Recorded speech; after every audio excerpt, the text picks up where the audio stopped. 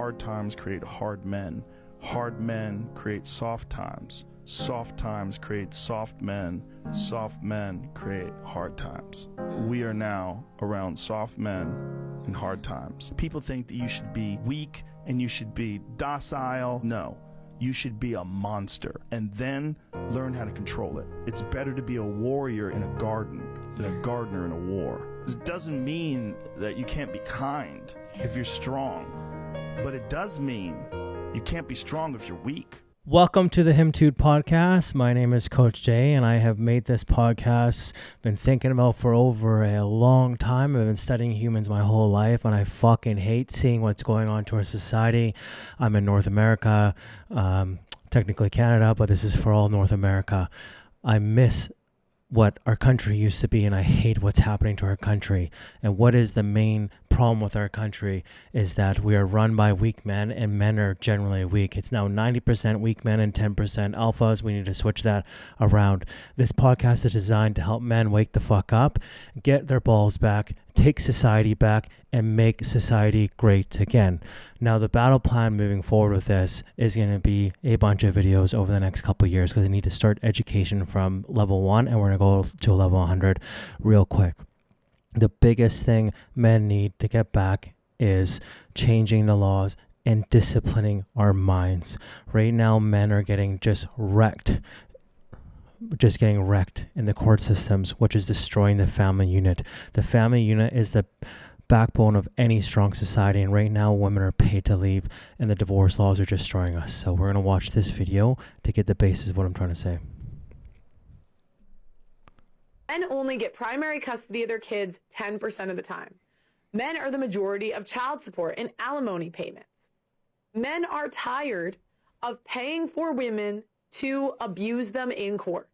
They are tired. And the truth of the matter is, a man actually would be better off a happy single bachelor in his 50s rather than some of the outcomes that I have seen in this divorce documentary. Men are trying to mitigate the risk and they want marriage and family. But until the divorce laws are changed, I see very little indication that there will ever come back. This isn't me saying that a man can never have a happy outcome. This is not me saying that there are no ways to mitigate risk, but we need to change these systems if you ever want to see families come back. And until you start lowering the risk, you will not see marriage and family continue. So virtue signaling and saying, wow, marriage and family is the answer, without changing the divorce laws, is just sending another round of men to get abused and oftentimes commit suicide due to a system that discriminates against them. Now, men, what she's trying to say there is the laws are so twisted against us in the divorces. I see so many times, I'm in real estate myself, I see so many times men being destroyed by women that just wake up because they're unhappy and they're paid to leave and take half your stuff and the kids away. What happened to men? This is the most dumbest logic in the world. After 2 years living with a person, they can just wake up one morning, bang someone else, cheat on you, disrespect you, do the worst to you, leave, take half your stuff and your kids, and then you have to fight in court to get them back. Like, where did we go wrong with that? Now, I do agree women should get half of everything. If it's like 20 or 30 years, she did give up her career to look after their kids and build a family, and you, as a man, you decide to leave her, then yes, you should take half your shit. But women, just because you walk into a man's life and he's building his career or he's rich already, you do not have the right to take his stuff. And people that are in power that cannot make these changes because they're too weak or too pathetic, then we'll put people in power to change these laws. Now, men, we're going to start off with the biggest thing. I need you to start disciplining your mind. Disciplining this allows you to rule your world, everything around you and everything in it. I'm a prime example. I came from a trailer park in Tynehead, Surrey, to a multimillionaire in my late 30s. I used to be 300 pounds in high school. Now I'm on my way to getting my first six-pack. I'm only 22 pounds away, but I'll get there. And how did I do that? On the fitness side, I hired a discipline coach, an accountability coach, where I report every day what I'm eating, weigh in every morning, so he holds me accountable and changes my food habits and addictions. The hardest addiction to beat is food addiction. I beat a 7-year Coke addiction. I'm now 8 years sober off of everything. I don't even drink or anything. I think it's such low vibrational to even drink. When you try to fight all your addictions to discipline your mind. Discipline is not fun. It's not a good time. It actually drives me insane. Because when you discipline your world, you lose a lot of friends. You don't have time for bullshit. Then you start elevating your thinking to higher thinking. And then when you get to a point of success, when you're a 7-figure earner, 8-figure earner, whatever it is, and you can have whatever you want, it's very hard for you to engage with lower thinking. You don't go clubbing anymore. You don't party. You don't drink. You do what's best for the family, putting your family first. Me and Natalie are raising a family. We're going to practice 1930 traditional values. We should go back to 1930s. I'm going to play my intro video right now to show you a little taste of what I'm trying to say.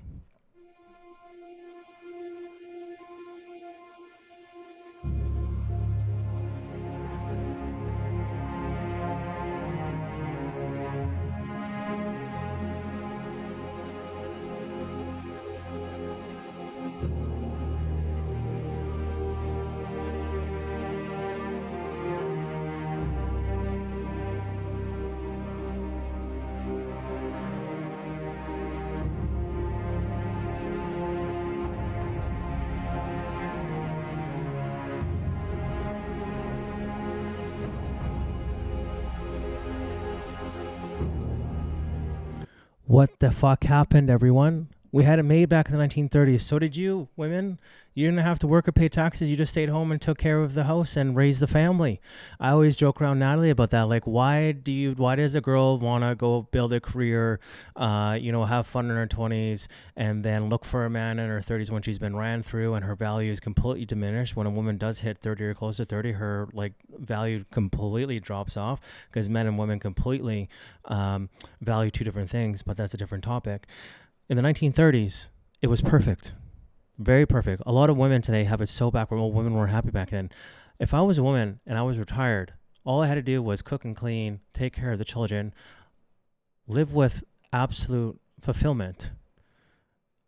I don't see where women lose in that.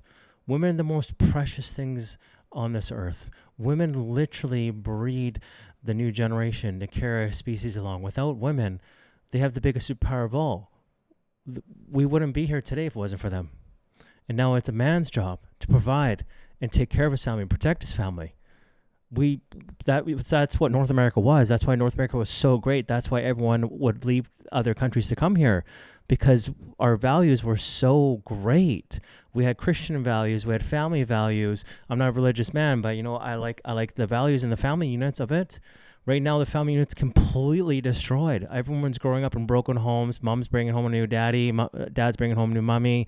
You hate that person because it's not mom or dad. I grew up in a broken home, and it's child trauma to the max. Like, me and Natalie have a rule. We never break up no matter what. As soon as you have children, you're together and you're building a family, you stick to each other until death do you part. This is why the biggest choice any man and woman will ever make is the person they have kids with. Let that sink in. That is the biggest decision any person can make in life. Because when you have kids with that person, especially from a woman's perspective, is he a good provider? Is he going to stay with me? He's not going to leave me. Is he going to bring security? Am I able just to focus on the family and the kids? Or do I have to go get a job because he's a broke ass? Now, men, I'm going to pick on you mostly because women are acting out because you're not in line.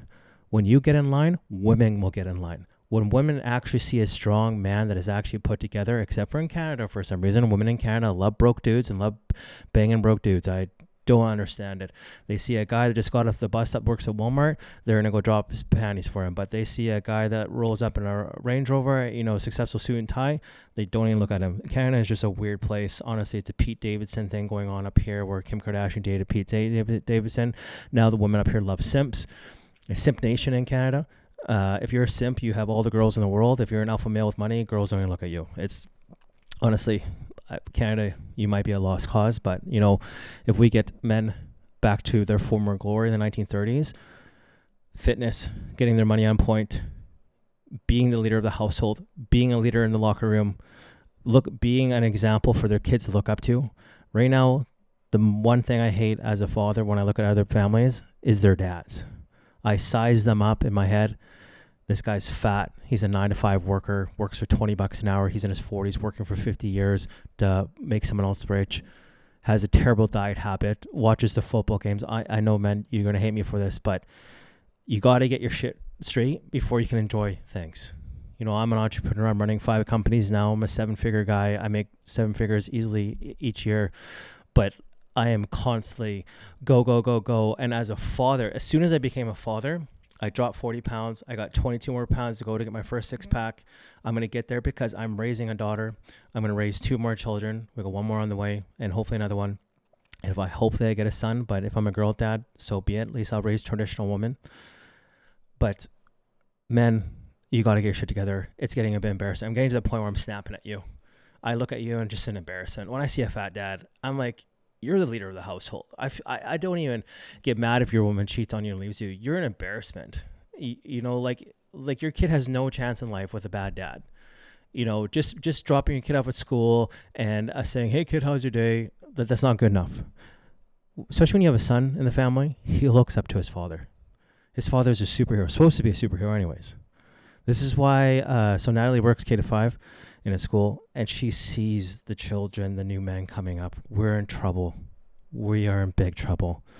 The new generation coming up is an embarrassment. They're undisciplined, unchecked, have no father figure in their life because the woman left them because they weren't happy. And I don't blame women. How can they be happy? You're all fat losers right now. The majority you are, and I'm going to call you out because I want you to be at your best. So don't sit here and write hateful comments. I'm being rude. I'm being rude because being nice to you doesn't work, clearly. Being nice to you has never worked. There's a reason why in the 1930s and the 1940s, our grandparents bullied each other, because when you bully each other and you're honest with each other, you hold each other accountable. And that's what this podcast is about, is being held accountable for your personal choices. So the new generation has some direction and accountability so they grow up to be strong men. Because right now we're about to lose North America by 2060. The stats are in. You can go look it up on Google. By 2060, it will be an Islamic state. Not that I have anything against them. They are doing it right. We're doing it wrong. I always tell people from Canada, you can learn a lot from the Brown Society because they do it right. They put family first. They raise their children with discipline, and they put their money together, and they work together as a family. What happened to Canadians and North Americans? You're all a bunch of selfish idiots. You know, like, there's nothing more embarrassing when I see a Caucasian family putting their mom and dad in care because they're just old. Not because they're dementia or anything, but just because they got old, because they got inconvenient for them. Your mom and dad, like, I see what Natalie does for my daughter. Wipes her ass, always there, gets up in the morning, all hours of the night, breastfeeding, just always there. And then you're going to throw your mom or dad in a care home because it's inconvenient for you? Browns, Asians don't do that, rarely do it. They think it's an embarrassment that we do that. White people are the definition of trailer trash. And I'm going to call white people out because you guys are being an embarrassment right now, and I need you to change. I need us to get back to being strong families. Like, watch my intro video. If that doesn't make you cry or give you some motivation, I don't know what will. That video was designed perfectly with me and my podcast producer. You know, he does a great job, and we very synced up. And I want to get the message to you that we need to go back 100 years with a twist. Yes, women, I understand. I'm not trying to end rights or anything like that. What I'm trying to get back is to greatness. Right now, women, like the average female in North America, is 186 pounds. By 2030, 1 out of 2 people will be obese. Not fat, obese.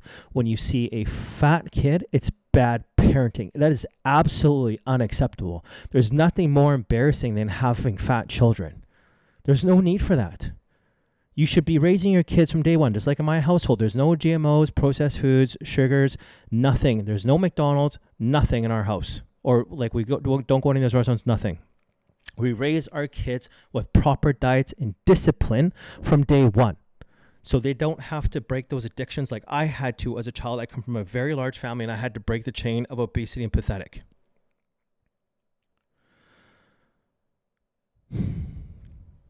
It is time to end the way things are going. I love North America, and I'm a patriot, and I will fight for my country. I will never be that loser. Oh, I'm just going to leave Canada or North America until things get better, then come back. Well, how are things going to get better if you leave? We need alpha men to stand up and fight back.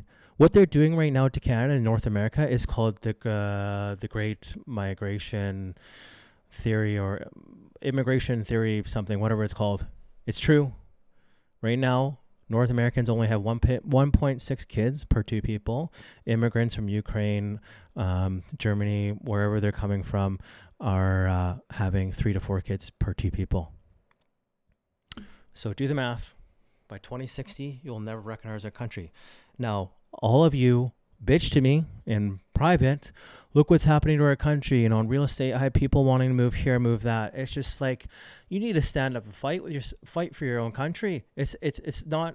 We're not. I'm not racist by any means. I have lots of brown friends. I have lots of black friends. I have lots of Asian friends. So on and so on. If you are born here and you have Canadian or North American values, even in America, you have North American values, and you assimilate our culture, you, by God, have all the right to be here. Look at PBD podcast. Petra Peck David, he is from Iran, and he's more American than most of you. Love that guy. He's just such an educated guy. He's making media great again. When he first came out, I was like, oh my God, thank God I can turn off this global news and CTV funded government bullshit. It's all a lie. COVID was all a lie. I was right the whole time. I didn't even get vaccinated because I thought it was embarrassing. I looked around and everyone was bending over. Oh, I got to for work. Well, you know what? You got to figure it out because whoever got the jab and you got sick from it, I have no sympathy from you. You should have did your own research. You don't trust anything anyone says. Question everything. Question anything says to you. Blah, blah, blah, blah, blah. Anyways, we're going to get down to a few more videos about how to make yourself disciplined men. And this is where we're going to start. This is yours. You're the captain. You're the master. You're the foreman. You're the general. You're the head. Don't give control of this to nobody, especially the devil. Do not let Satan come in here and function and operate, because he has one mission: to keep you off course, to make you not think it's possible, to make you think that God don't hear you. His job is only to destroy you, to make sure that you don't become what God intended for you to become. That's the mission of the devil. Now, if you don't believe in the devil, this conversation ain't for you. If you don't believe in God, this conversation ain't for you. I'm not talking to you. I'm talking to people who are spiritually based. Now, I'm going to translate that for you because a lot of you aren't into the whole religious thing. Because I deal with this on a daily basis. The voices in your head, especially when you're practicing discipline, oh, don't go eat that donut, don't go partying, don't go to drugs, don't talk to that chick, blah, blah, blah. It's the battle in between your head of good and evil, of what you should do and what you shouldn't do. Though when you learn to control that little fucker, you rule your world. I'm a prime example of it. This is why I decided to stand up and do something about what's going on to our country, because a bunch of you aren't. The universe has lined up things for me to get to this point financially so I can take time off and help because I want to and I need to. I have a daughter and more kids growing up in this country, and I want to see my kids grow up in a beautiful country. The housing pricing is insane. You have to make $450K a year now to get a $2 million mortgage, and then your mortgage payment's like $9,000 a month. What the fuck happened? Back just in 2012, housing was in Brookswood there, Langley, like $400K per house. We make really good money on paper, and we see what's going on, and we feel it on our credit cards and monthly bills. I don't even know how the rest of you are doing it. The rest of you being complacent of what's going on. It's not going to get any better until you stand up. You know what the difference between our generation is and our founding fathers and generations before that? Our founding fathers went to war against England over a 2% T-tax. A lot of you don't know that income tax was brought in for World War II to pay for the war. And after that, it was supposed to be gone. What happened? You all got complacent, fat, embarrassing. You all have low testosterone. You're all eating fast food, McDonald's, microplastics. It's killing your testosterone levels. I'm going to be doing a podcast on men's health, proper testosterone levels, proper diets. You know, you're drinking fluoride. Go look at where fluoride comes from. Fluoride was brought over by Nazis from World War II. It was put into Germans' water population, and it makes the population stupid and docile when you drink it. It's neurotoxin for the brain. Just go look at bottled water. Most bottled water has fluoride in it. All your tap water is soaked in it. And this is why you're all complacent. You guys think everything you buy is good for you. No. Think about it. If you're the rulers of the world, you want the population addicted to drugs, stupid, dumb, and fat, and then also sick. So they make tons of money off you in the pharmaceutical industries. What I figured out, pharmaceuticals rule the world because you can't go after them legally. COVID was the biggest scam of all time. But, you talk about that, you get killed, right? So we need to build a way for men to get better and a pathway to success. What you think, you become. What you feel, you attract. What you imagine, you create.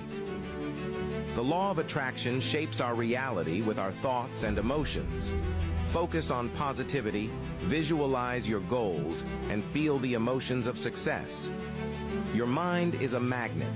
Think of blessings, attract blessings. Energy flows where attention goes. Surround yourself with positivity, affirm your goals, and stay grateful. Your vibe attracts your tribe. Embrace challenges as opportunities and believe in your dreams.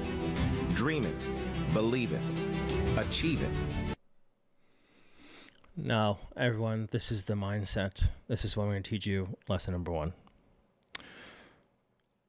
The mindset, everything, we live in a universe where everything you think, it's like ask and you shall receive.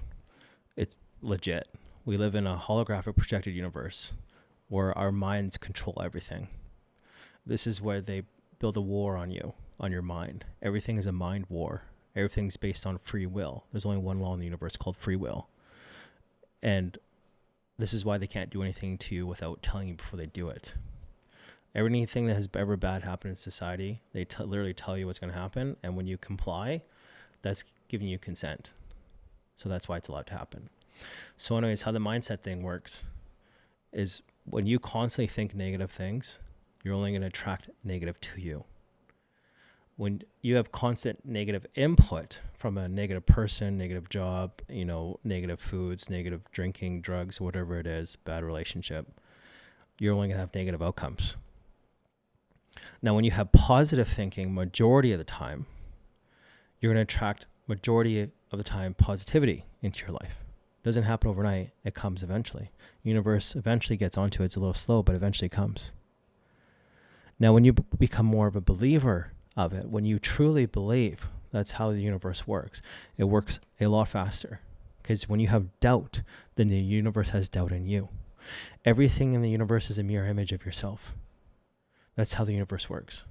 I'm a prime example. I changed my negativity thoughts from 4 years ago, became a multimillionaire, positive. And trust me, it's not easy. It's called discipline. Like I told you before, when you discipline the mind, you rule your world because your world becomes more better because the universe brings you better opportunities. Now, the universe can only bring you opportunities. It's your job to realize that and jump on those opportunities. Now, I'm also going to teach you in this podcast, the difference between a rich person and a poor person is a rich person risks it all. I'd rather be the guy that risks it all and fail than be that guy that works 50 years, 9 to 5 for some embarrassment company and then gets let go. And that's it. I'd rather invest every dollar I have, every single dollar I have, never have a savings account. Invest, and hopefully these things hit. And then live with a story. Being rich actually isn't that hard. You do have to have capital. I agree with you on that. You do have to make some savings to invest wisely. This is like when real estate people are like, oh, the market's going to crash. I'm like, how is it going to crash? The only thing that idiot Trudeau ever did properly was he made a housing shortage problem by putting too much red tape everywhere. And now we have only 200,000 houses being built per year Canada-wide. And we have millions of houses needed per year, especially with those million immigrants coming in. Yes, they can't buy yet, but there are loopholes that they can buy. They can just buy through corporations. But that eventually will be lifted, and that's just going to cause massive hyperinflation. So if you know the game, you can time it properly to make the right amount of money. Now, men, I need you to start being the leader of the household, especially when you have children involved. The women are the caretakers of the family, and it's men's job to lead, so their sons to grow up to be leaders. What do you think the role of a man should be in a relationship? Leadership is important, and the reason why leadership is important is because if he doesn't lead, she already has to lead when it comes to kids and all these other things. Women are already overburdened in the dynamic of a relationship, but the reality is women are physically more burdened by marriage and kids. Every time they're thinking the baby's crying, the baby's hungry, there's this, that, and the other. So the emotional exhaustion in a woman is so draining. Now, when she has a husband that she also has to babysit because he doesn't know where to go, he doesn't know what we're doing, he doesn't know how to make decisions, she feels like she's raising everybody, and she starts to disrespect him. Now, men, I'll give you a pro tip. When a woman loses respect for you, she's going to leave you tomorrow. There's a reason why women stay with guys that treat them like shit versus a guy that is nice to them.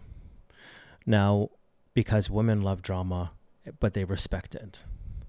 Women, I think they're genetically designed to do this, because I see it in every relationship. Women, and I'm going to call you women out for this, and you can tell me if I'm right or wrong. Women, you like to challenge your man and push him, push, like nag, to see what you could take away from him, what he can give up to be with you. And men, the more you let a woman take things away from you, the more in her mind she's like, I won. But when a woman wins against a man, she loses respect for you. She doesn't get wet for you. She thinks you're an idiot. She thinks you're a pathetic loser. A woman always constantly will test you because she wants to know that she's with a winner. Women are very competitive. This is why women, like I call women's weddings just a competition day for who has a nicer wedding between each other. You know, women always, when they hang out and have wine night, they always like, oh, my husband did this, my boyfriend did this. It's just a competition. He took me here, he took me there. This is why a woman's Instagram page is like filled with all their achievements with their relationship, because it's a complete, it's just a war of like who has the better life. You know, like sometimes I catch Natalie scrolling on Instagram, and she gets a little upset, and I'm like, what's wrong, babe? And she's just like, well, these they're traveling. You know, they're going here, they're going there. I'm like, sweet. Yeah, but they also live in a 1-bedroom condo in Abbotsford. You know, they get those 2 weeks a year paid vacation. I'm an entrepreneur. I'm self-employed. You know, I pay the bills. I have to take care of the family. And, you know, I'm going to get us so rich that, 50 plus, or no, I'm going to do it 42 plus for the rest of our life. We're going to be just okay, while these fuckers are still working the rest of your life. I'm sacrificing 6 years to set up the rest of my life and my children. I'm already buying my kids condos and homes and stuff like that, so they're already in the market. I'm setting my entire family up. I'm breaking the chain of my entire family. They're all poor and broke and fat and have severe health problems. I'm breaking that chain because my kids, I'm going to do a 20-year study. I'm going to write a book after 20 years of doing it. How to raise children properly and how to be a proper man in the house, period. You self-sacrifice and discipline and putting family first. Like, for example, I don't even go clubbing. I don't go partying. I don't go drinking. I work all weekends. I work 6.5 days a week. I get 6 hours off in a week. That is it. Now, I know a lot of you know me, and I'm just going to say it on air. Me and Natalie have an agreement. From day number 1, before we even started dating, on date number 1, I decided to do something impressive that all you men should practice. Natalie, how are you doing? I'm so-and-so. I'm 33 at the time. This is what I can provide for you. This is my game plan over the next 10 years, and I'm going to reach all these goals. I'm going to give you a multi-million-dollar lifestyle You're going to have a free car, credit cards paid for. I'm going to give you the castle. You're going to stay home, take care of the kids, all that stuff. But guess what I get in return? I get to have my cake and eat it too. And that being said, a lot of you know I have mistresses. You know, she agreed, she accepted it. So when you girls try to message Natalie and say, hey, he's cheating on you, I'm not. I have mistresses. She knows about them. I'm honest. I never lie. The best policy any man can have is being honest with his wife from day one, because then she can never bitch. Period. So, ladies, you can message her, do it all you want, but she knows I'm an open relationship. That's why when you message her, we laugh. You put me on a site, she just laughs. Like, you know what I mean? Like, it's like, I was honest. You know, most guys cheat. The best thing in the world is the most single men are married men. It's true. They are. And you girls have to understand, men are designed completely different than women. We're going to do a podcast totally separate so I can explain it to you, because I think women need to understand men's genetics. And women need to understand their own genetics. That being said, I'm going to leave it off for this. Thank you for tuning into my first episode. Looking forward to seeing your comments in the comment section. Thank you.